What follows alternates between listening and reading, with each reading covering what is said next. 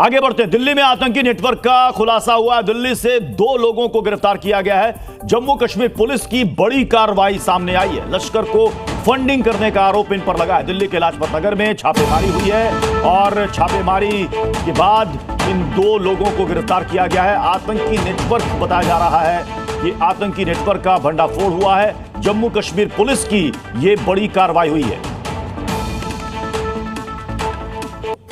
जम्मू कश्मीर में आतंकी संगठनों को फंडिंग मुहैया कराने के मामले में कश्मीर से अब लिंक जो है वो दिल्ली तक पहुंच गया है और कश्मीर इंटेलिजेंस यूनिट की टीम जो है वो दिल्ली के लाजपत नगर जो मार्केट है वहां पर पहुंची।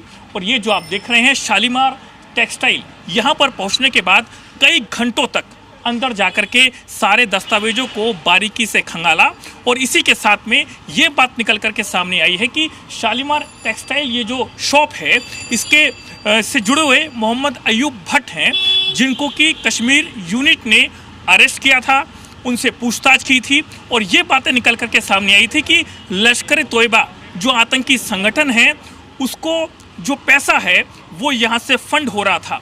और उसी बात को लेकर के कश्मीर पुलिस यहाँ पर पहुँची है और पहुँचने के बाद में तमाम जो गैजेट्स हैं उनको खंगाला गया है। लेकिन यहाँ से जो संदिग्ध दस्तावेज मिले हैं और जो कि मालिक हैं उनके पास से जो भी दस्तावेज मिले हैं उसका पाकिस्तानी लिंक बताया गया है।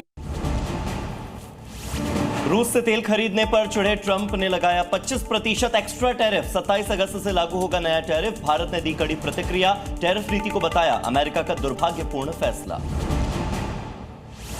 अमेरिका ने भारत पर लगाया 50% टैरिफ तो कांग्रेस से पीएम मोदी को घेरा। राहुल गांधी ने कहा यह तो आर्थिक रूप से ब्लैकमेलिंग है। शशि थरूर ने कहा यह देश के लिए अच्छी खबर नहीं है।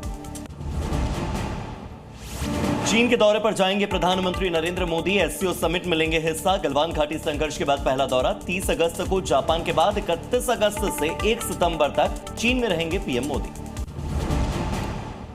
दिल्ली में प्रधानमंत्री नरेंद्र मोदी ने किया कर्तव्य भवन का उद्घाटन। पीएम ने कहा कर्तव्य सिर्फ इमारत का नहीं बल्कि ये कर्तव्य देशवासियों के सपनों को साकार करने की तपोभूमि है।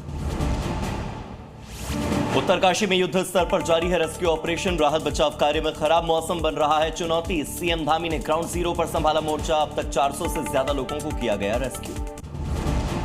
प्रधानमंत्री के बाद सीएम योगी आदित्यनाथ ने की बड़ी अपील। सीएम योगी बोले रक्षाबंधन आने वाले सारे त्योहारों के मौके पर स्वदेशी उत्पादों को प्राथमिकता दीजिए। दिल्ली के लाजपत नगर में शालीमार टेक्सटाइल्स में ताबड़तोड़ छापेमारी से हड़कंप मचा। बड़े आतंकी फंडिंग नेटवर्क का हुआ खुलासा। लश्कर के ठिकानों को निशाना बनाकर किए गए विस्फोटक अभियान में 2 गिरफ्तार। गुजरात एटीएस के एक्शन में गिरफ्तार शमा परवीन मामले में कई बड़े खुलासे। जांच रिपोर्ट में भारत में हिंसा भड़काने वाले भाषण का जिक्र शामिल है। हिंदू समुदाय और नेताओं को भी निशाना बनाने का जिक्र है। अनाथ बच्चों के शिक्षा के अधिकार को लेकर सुप्रीम कोर्ट का बड़ा निर्णय। सुप्रीम कोर्ट ने सभी राज्यों को जारी किया निर्देश। कहा अनाथ बच्चों के शिक्षा के अधिकार अधिनियम के तहत प्रवेश सुनिश्चित किए जाएं। और जी न्यूज को मिला 11वें बीसीएस का रत्न सम्मान। 3 कैटेगरी में सम्मान पाकर विजेता बनी Zee News. Most popular channel, most favourite show DNA और ऑपरेशन सिंदूर पर बेस्ट कवरेज अवार्ड चैनल को मिला है।